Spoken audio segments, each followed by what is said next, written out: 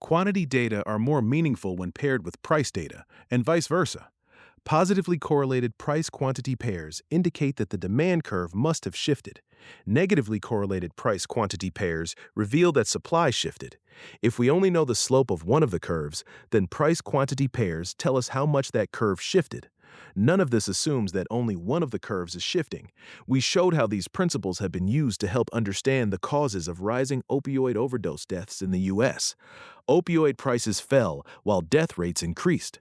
To the extent that rising death rates indicate rising quantities consumed, this points to an outward or downward supply shift.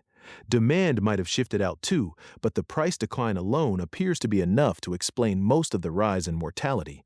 In other words, by pairing price and quantity data and combining that with knowledge of the demand elasticity, we see how much of the additional mortality was due to supply versus demand side changes.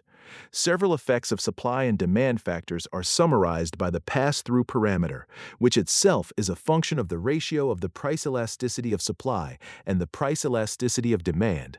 The price elasticity of supply is itself a function of factor supply elasticities, factor shares, and the elasticity of factor substitution.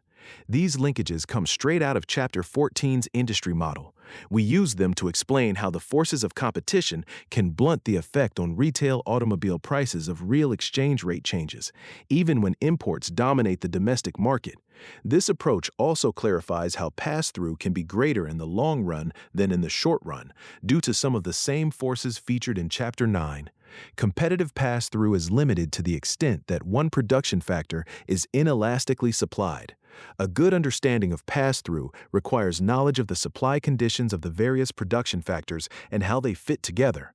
A cost shock can make an industry more profitable if the shock operates more on the margin than on average. This is why businesses are often in favor of business regulation.